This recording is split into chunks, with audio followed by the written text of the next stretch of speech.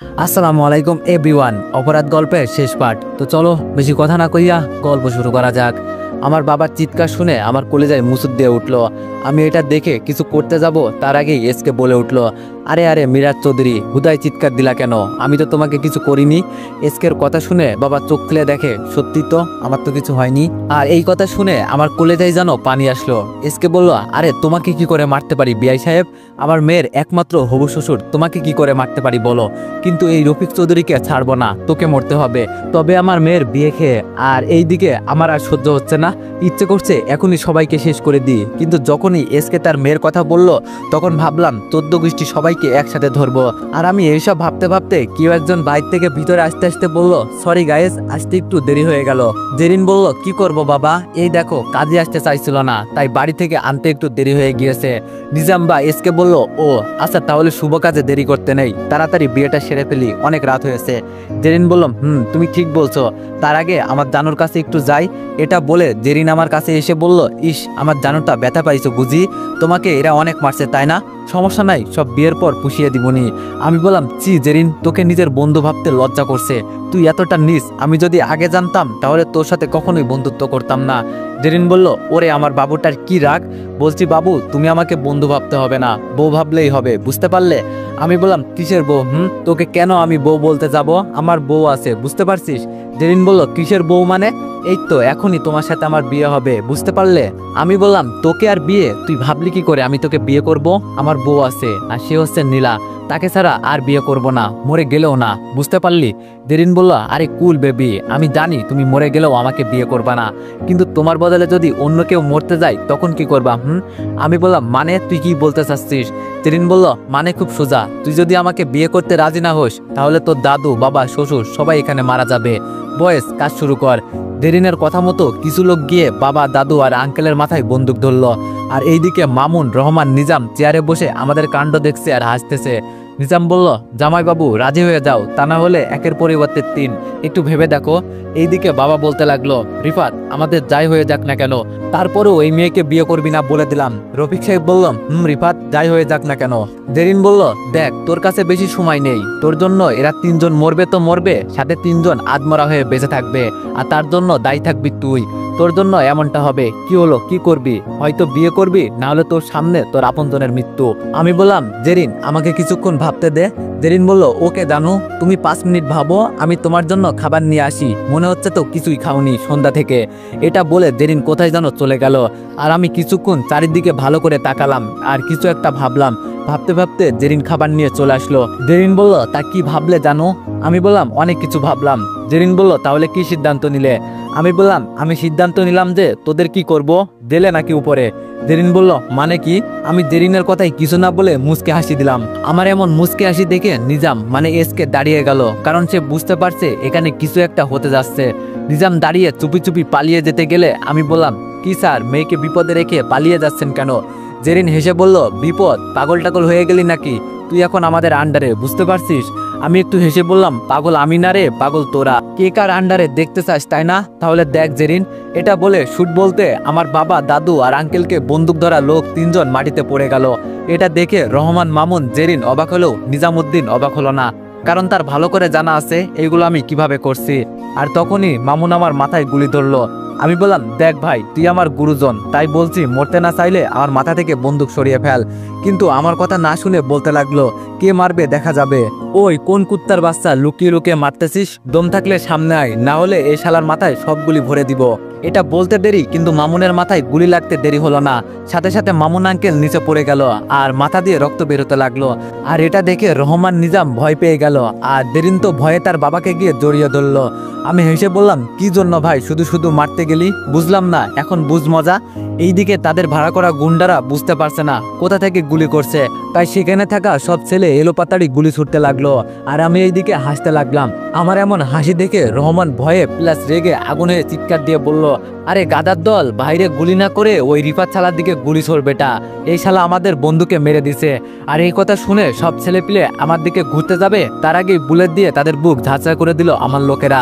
আর লুকিয়ে থাকা আমার লোক এসে সবাইকে গিয়ে ধরে ফেললো। এইসব কি হচ্ছে তা কেউ বুঝতে পারছে না, কি থেকে কি হয়ে গেল।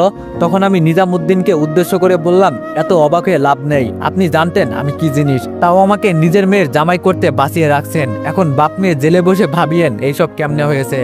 এই রানা, বড় স্যারকে খবর দে, পুরো প্যাকেজ ধরা পড়েছে। আর একজন আমার বাঁধন খুলে দে তো। ওকে ভাই, এটা বলে রানা রাজ্জাক স্যারকে কল দিল।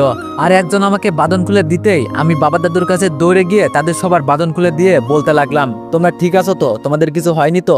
বাবা বলল, না বাবা, আমাদের কিছু হয়নি, কিন্তু তুই দেখি অনেক ব্যথা পেয়েছিস। আমি বললাম, আরে ছাড়ো তো এইসব, এগুলো কিছুই না, তোমরা সুন্দর করে সিনেমা দেখো কেমন, আমি ওদের দেখে আসতেছি। এটা বলে আমি তাদের দিকে ফিরতে দেখি রানা 4 জনকে ধরে বেঁধে ফেলছে। তারপর আমি তাদের সামনে গিয়ে বললাম, দেখ তোদের বন্ধু উপরে চলে গিয়েছে, আর তোরা যা করছিস এবং যা করার চেষ্টা করতে চাচ্ছিস এগুলো দেখে আমার মনে হয় না তোদের বেঁচে থাকার অধিকার আছে। জেরিন বলল, রিফাত, আমি তো কিছু করিনি, আমাকে কেন মারবে? আমি তো তোমাকে পেতে চেয়েছি শুধু, কারণ আমি তোমাকে ভালোবাসি। আমি বললাম, চুপ, একদম চুপ, এটাকে ভালোবাসা বলে না, পাগলামি বলে। তুই যদি আমাকে ভালোবাসতিস তাহলে আমার খুশি চিন্তা করতি, তা না করে আমায় বিয়ে করতে আমার পরিবারকে মারতে চেয়েছিস। যেমন বাপ তেমন বাস্তা, তবে তোকে মারবো না, তোকে শাস্তি পেতে হবে। নিজামুদ্দিন বলল, রিফাত আমাকে ছেড়ে দাও, আমি তো তোমার স্যার। আমি বললাম, তো স্যারের গুষ্টি মারি শালা, তুই স্যার হওয়ার যোগ্যতাই নেই। তুই ভাবলি কি করে চট্টগ্রাম শহরের টপ সন্ত্রাসী হলি তুই, তাও তোকে ছেড়ে দিব শালা। রহমান বলল, রিফাত প্লিজ আমাকে ছেড়ে দে, আমার 2 ছেলে তো উপরে গেছে, আমি না হয় এখানে থেকে পাপের বোঝা কমাই। আমি বললাম, তুই এখানে থাকলে তাদের আরো কষ্ট হবে, তাই উপরে যাই ভালো। এইবার 2 জন বলে উঠলো, আমাদের ভুল হয়ে গেছে, আর কখনো এই ভুল করবো না, প্লিজ আমাদের ভালো হওয়ার সুযোগ দে। আমি হেসে বললাম, মৃত্যু যখন কাছে আসে তখন সবাই এমন বলে, আচ্ছা তোরা যখন ভুল বুঝতে পারছিস তাহলে একটা সুযোগ দেওয়া যাক। আমার কথা শুনে তারা তো মহা খুশি। আমি বললাম, তবে তার আগে আমার কিছু কাজ করে দিতে হবে। নিজাম বলল, কি কাজ? আমরা সব করব, তাও তুই আমাদের মারিস না। আমি বললাম, আচ্ছা ওকে। রহমান, এই কাগজগুলাতে সাইন করতো। রহমান বলল, কিসের কাগজ? আমি বললাম, এটা হচ্ছে তোর আর গ্রুপ অফ কোম্পানির দলিল, যেটা এখন আমার নামে করে দিবি। আর এই কোম্পানি ভালো পজিশনে গিয়েছে আমার কোম্পানির কারণে।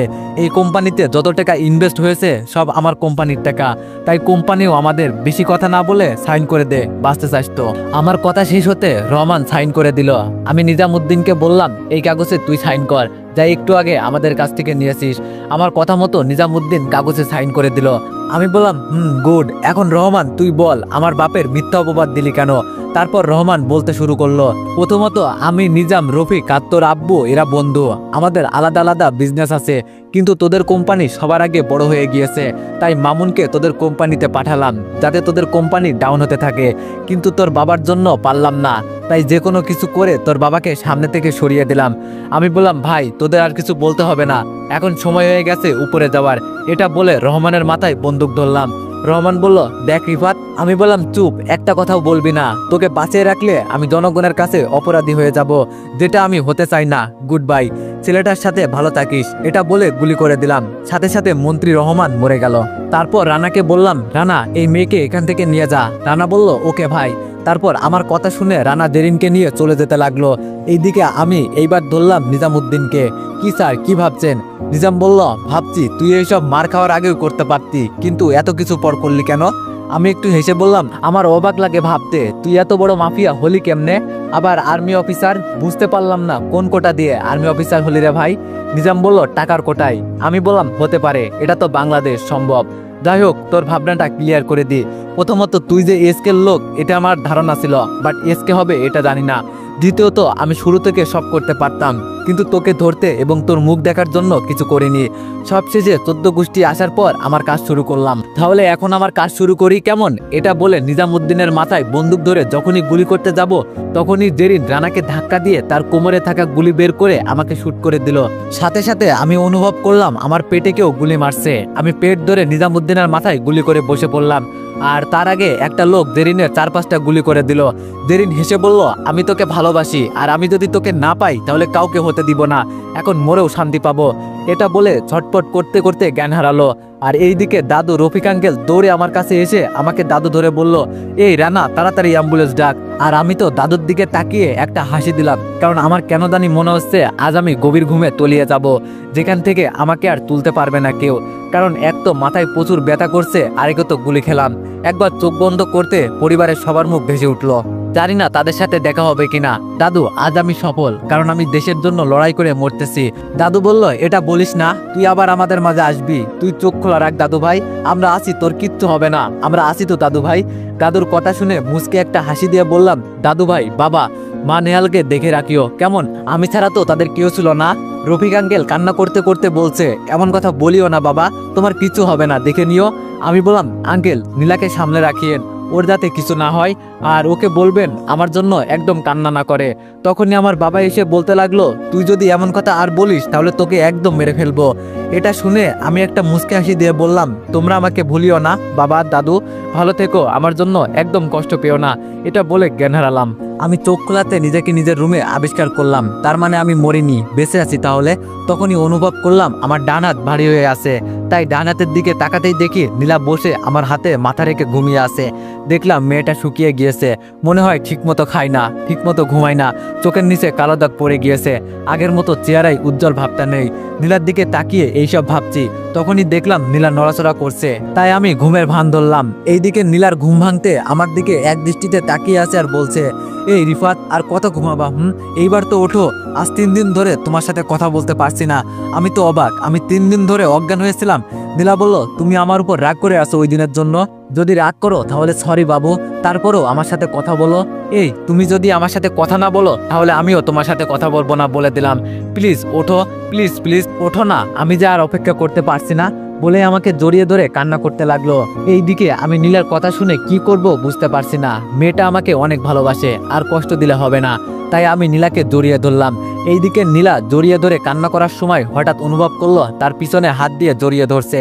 নীলা পিছনে মাথা ঘুরিয়ে দেখে আমার হাত, কিন্তু নীলা কিছু না বলে আবার কান্না করতে করতে বলল, তুমি আমাকে প্রতিদিন এইভাবে জড়িয়ে ধরো, কিন্তু যখনই সবাইকে ডাকতে যাই তখনই তুমি আবার আগের মতো ঘুমিয়ে থাকো। তুমি একদম পচা, আমার কথা শোনো না, তুমি আমাকে একটুও ভালোবাসো না, তুমি পচা রিফাত, তুমি পচা। তখনই আমি বলে উঠলাম, কে বলছে আমি পচা? নীলা বলল, কে আবার? নীলা আর কিছু না বলে চারিদিকে তাকিয়ে বলল, কে বললো এই কথাটা, কে এখানে? আমি বললাম, আমি তো তোমার জামাই বলছি। এটা বলতে নীলা আমার দিকে ঘুরে দেখে আমি চোখ খুলে তার দিকে তাকিয়ে আছি। নীলা আমার চোখ খোলা দেখে কিছুক্ষণ একদিনে আমার দিকে তাকিয়ে আছে, আর আমি তাকিয়ে আছি নীলার শুকিয়ে যাওয়া মায়াবী চেহারার দিকে। এইভাবে কতক্ষণ তাকিয়েছিলাম বলতে পারবো না। হঠাৎ করে নীলা আমার গালে মুখে চুমু করতে লাগলো। তার এমন কাজ দেখে আমি কি বলবো খুঁজে পাচ্ছি না। নীলা বলল, রিফাত, তোমার ঘুম ভাঙছে তাহলে? আমি বললাম, পাগলি, আমার ঘুম ভাঙছে। নীলা বলল, আচ্ছা তুমি শুয়ে থাকো, আমি সবাইকে খুশির কথা বলে আসি। এটা বলে নীলা দৌড়ে রুমের বাইরে চলে গেল। আমি বললাম, পাগলি একটা, আমি অনেক ভাগ্যবান, আমি নীলার মতো একটা জীবন সঙ্গী পেয়েছি। আল্লাহ, তোমার কাছে অনেক অনেক শুক্রিয়া। এইসব ভাবতে ভাবতে দেখি মা, বাবা, দাদু, আমার শ্বশুর শাশুড়ি সবাই হাজির। মা তো আমার কাছে এসে মাথায় হাত বুলাতে বুলাতে বলল, বাবা, তোর জ্ঞান ফিরছে তাহলে? আমি বললাম, মা।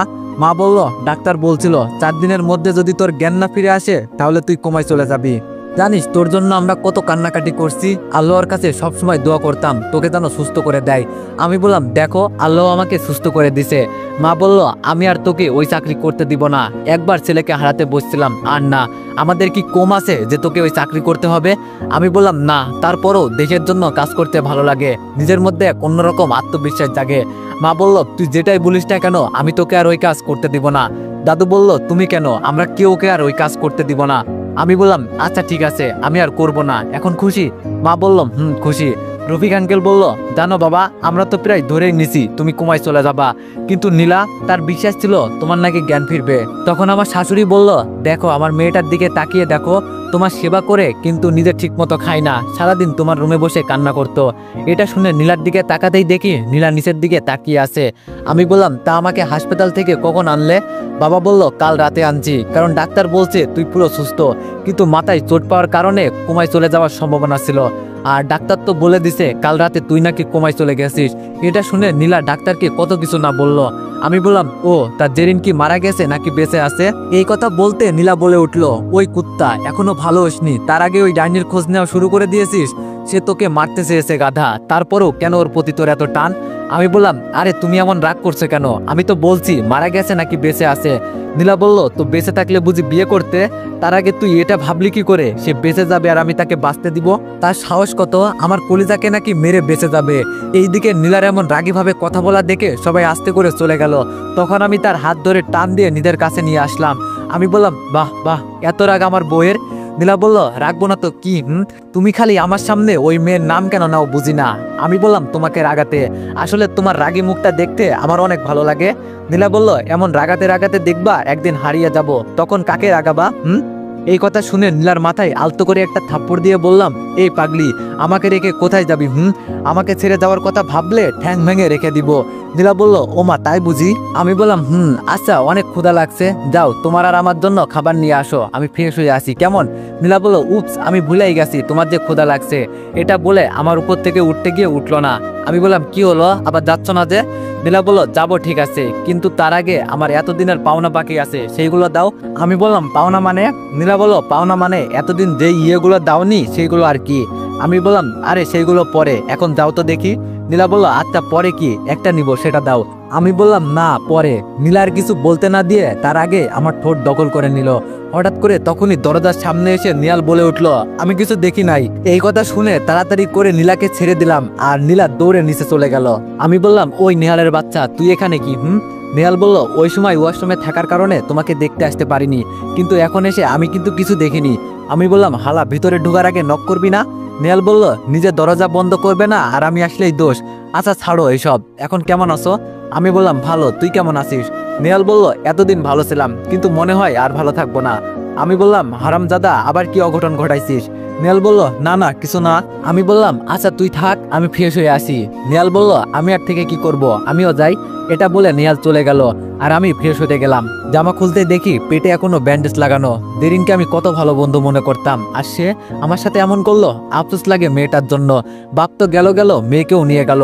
চিন্তা করছি আন্টির জন্য, তার কি হবে জানি না, তবে আশা করি উনি ভালো থাকবে। তারপর অনেক সাবধানে ফ্রেশ হয়ে রুমে যেতেই দেখি নীলা খাবার নিয়ে বসে আছে। নীলা বলল, তুমি এসেছো, বসো এখানে, আমি খাইয়ে দিই তোমাকে। আমি বললাম, লাগবে না, আমি খেতে পারবো। নীলা বলল, চুপচাপ বসে থাক, আমি বলছি খাইয়ে দিব মানে খাইয়ে দিব। নীলার রাগ দেখে আমি চুপচাপ বসে বললাম, আর নীলা আমাকে খাইয়ে দিতে লাগলো আর আমি নীলাকে। মেয়েটা একদম বাচ্চাদের মতো, যেটা বায়না ধরবে সেটা করেই ছাড়বে, এই জন্যই তাকে আমি এত ভালোবাসি। দুইজন খাওয়া দাওয়া শেষ করতে নীলা প্লেট নিয়ে নিচে চলে গেল আর আমি ফোনটা নিয়ে রাজ্জাক স্যারকে কল দিলাম। স্যার, আসসালামু আলাইকুম, কি অবস্থা? আরে রিফাত, সুস্থ হলে কখন? আমি বললাম, এই তো সকালে জ্ঞান ফিরলো। স্যার বলল, তাহলে আমি 2 দিন পর একটা অনুষ্ঠানের আয়োজন করছি, তোমাকে সম্মাননা দিতে, কেমন? আমি বললাম, স্যার এসবের কিছু দরকার নেই। স্যার বলল, কেন দরকার নেই? এত সাহসিকতার সাথে দেশকে তুমি রক্ষা করছো, আর তুমি বলছো এটার দরকার নেই? আমি বললাম, স্যার না, আমার এসব লাগবে না, তবে আপনাকে একটা কথা বলতে ফোন করছি। স্যার বলল, কি কথা? আমি বললাম, আমি আর এই চাকরি করব না। স্যার বলল, কি বলছে এইসব, চাকরি করবা না কেন? আমি বললাম, স্যার আমার পরিবার চায় না আমি এই চাকরি করি এবং তাদের সাথে থাকি, তাই। স্যার বলল, ওকে, তোমার ইচ্ছা, এখানে আমার কি করার আছে? আমি বললাম, ওকে স্যার, আজ রাখি, দরকার হলে কখনো স্মরণ করবেন আর কি। স্যার বলল, ওকে বাই, তোমাকে অনেক মিস করবো রিফাত। এই বলে ফোনটা কেটে দিল। তখনই মা, বাবা, দাদু, নিহাল, নীলা সবাই আমার রুমে এসে বসলো। আমি বললাম, কি ব্যাপার সবাই একসাথে? আম্মু বলল, অনেক দিন হয়ে গেল, সবার মুখে হাসি চলে গেছে, পরিবার থেকে আড্ডা গল্প এসব চলে গেছে, আজ সবাই মিলে হাসি ঠাট্টা করবো, কেমন? তখন নিহাল বলে উঠলো, আচ্ছা ভাইয়া, তোর আর ভাবির ভালোবাসা কেমনে হলো? আমি বললাম, আচ্ছা তাহলে শোন। তারপর সবাইকে শুরু থেকে সব বলে দিলাম। নিহাল বলল, বাহ বাহ, এত ভালোবাসা, তাহলে আমি রিক্সা থেকে নামার সময় একটা মেয়েকে থাপ্পড় দিব, তারপর থেকে আমাদের কাহিনী শুরু হবে, আর ভাবির মতো মেয়ে না হলে বিয়ে করব না। নিহালের কথা শুনে সবাই হাসতে লাগলো। এইভাবে সবাই মিলে হাসি মজা করতে করতে আজকের দিনটা এইভাবেই কেটে গেল। রাতে খাওয়া দাওয়া শেষ করে বিছানায় শুয়ে ফোন টিপছি, তখন নীলা এসে আমার ফোন কেড়ে নিল। আমি বললাম, ফোন কেন নিছো? দাও, ফোন দাও। নীলা বলল, আজকে আর ফোন দিব না, সেই সকাল থেকে ফোন নিয়ে, তা না হলে সবার সাথে কথা বলছো, কিন্তু এইদিকে আমি যে একা পড়ে আছি সেটার কোনো খেয়াল নেই। আমি বললাম, ও মা, তাই বুঝি? নীলা বলল, আমি বললাম, আচ্ছা বুকে আসো, তুমি আমাকে জড়িয়ে ধরে রাখো আর আমি তোমার সাথে গল্প করবো, কেমন? নীলা বলল, না, আমি গল্প করব না, আমি বললাম তাহলে কি? নীলা বলল আমি তোমাকে জড়িয়ে ধরে ঘুমাবো। আমি বললাম আচ্ছা এই ব্যাপার, আসো জড়িয়ে ধরে ঘুমাও। আমি বলতে দেরি নীলা আমাকে জড়িয়ে ধরে আমার বুকে মাথা রেখে গুটিসুটি মেরে শুয়ে পড়লো, পাগল একটা, পুরো বাচ্চা মেয়ের মতো করে। তারপর আমিও নীলাকে জড়িয়ে ধরে শুয়ে পড়লাম। কিছুক্ষণ যেতে না যেতে নীলা আবার বলে উঠলো, এই শোনো। আমি ঘুম ঘুম চোখে বললাম বলো। নীলা বলল সকালে তো তোমার ভাইয়ের জন্য পাওনাটা নিতে পারলাম না, এখন তাহলে নি। আমি বললাম উল্টা পাল্টা চিন্তা বাদ দিয়ে ঘুমাও। নীলা বলল এখন তো বলবা আমাকে ঘুমাতে, আমি পুরাতন হয়ে গেছি না, তাই আমাকে আর ভালো লাগে না। আমার আর কিছু বলতে হবে না, নানা রকম বাহানা, যাও লাগবে না কিছু, ঘুমাও। এটা বলে নীলা আমাকে ছেড়ে দিয়ে অন্যদিকে ঘুরে শুয়ে পড়লো। আমি বললাম যাক বাবা, আমি তো এমনি বললাম, এতে এত রাগ? নীলা বলল এমনি বলনি, সত্যি বলছো তুমি। তুমি এখন আর আমাকে ভালোবাসো না, কারণ আমি পুরাতন হয়ে গেছি। আমি বললাম কে বললো তুমি পুরাতন হয়ে গেছো? তুমি আমার কাছে সবসময় নতুন, আর আমি তোমাকে সবসময় ভালোবাসবো। আসো বুকে আসো বাবু। নীলা বলল দরকার নাই তোমার বুকে যাওয়া, আমি এখানেই ঠিক আছি। পাগলি মনে হয় অনেক বেশি রাগ করছে, তাই আমি নীলাকে জড়িয়ে ধরে বললাম আচ্ছা সরি, আর এমন কথা বলবো না, তুমি যত পাও না সব মিটিয়ে ফেলো। নীলা বলল ছাড়ো আমাকে, আধিক্যতা দেখাতে হবে না, যাও ঘুমাও। আমি বললাম এই যে আমার নীলা পাগলি, দেখো কান ধরে সরি বলছি, এমন কথা আর বলবো না। নীলা বলল কান ধরতে হবে না। আমি বললাম তাহলে? নীলা বলল আমাকে প্রপোজ করতে হবে। আমি বললাম তাহলে এই ব্যাপার। তারপর আমি বিছানায় বসলাম আর নীলাকেও টেনে তুললাম। তারপর আমি বলতে শুরু করলাম, আমি প্রেমিক তা জানি না, ভালোবাসা কি তা বুঝি না, আমি শুধু এতটুকুই বুঝি আমি তোমাকে চাই, তোমার হাতে হাত রেখে জ্যোৎস্না আলো ভরা চাঁদ দেখতে চাই। আমি চাই শীতের সকালে দুইজন এক চাদরে খালি পায়ে সেই শিশির ভেজা ঘাসে হাঁটতে চাই। আমি শুধু চাই তুমি আমার 4-5টা বাবুর আম্মু হবে, থাকবে কি আমার ইচ্ছে পূরণের সাথী হয়ে সারা জীবন, হবে কি আমার ফাজিল বাচ্চার মা হয়ে। আমি এই কথাগুলো বলে দুই হাত দুই দিকে ছড়িয়ে দিলাম, আর সাথে সাথে নীলা আমাকে জড়িয়ে ধরে বলল থাকবো তোমার ইচ্ছে পূরণের সাথী হয়ে, হব তোমার বাচ্চার আম্মু হয়ে। তা জামাই সাহেব? আমি বললাম বলো বউ সাহেবা, তা শুধু কি বাচ্চার আম্মু হতে বললে হয়ে যাব নাকি? আমি বললাম না তো, কাল সকালে নিয়ে আনবুনি মার্কেট থেকে, কেমন? নীলা বলল গাধা, আনরোমান্টিক আবুল একটা, তোর দ্বারা কিচ্ছু হবে না, যা করার আমাকেই করতে হবে। এটা বলে নীলা আমার ঠোঁটের উপর ঝাঁপিয়ে পড়ল। বাকিটা ইতিহাসের শেষ পৃষ্ঠায় পাবেন, কেমন? এইভাবে তাদের রাগ অভিমান হাসি কান্নার মাঝে সুন্দর করে জীবনটা যেন চলে, তার জন্য সবাই দোয়া করবেন। আল্লাহ হাফেজ, সবাই ভালো থাকবেন, সুস্থ থাকবেন। গল্প কেমন হয়েছে কমেন্টে জানাতে ভুলবেন না। তো এভরিওয়ান, আবার একটু গল্পের সমাপ্তি হলো। তো কেমন হয়েছে গল্পটি সবাই কমেন্টে জানাবেন, আর নেক্সট গল্পের জন্য অপেক্ষা করো। ধন্যবাদ।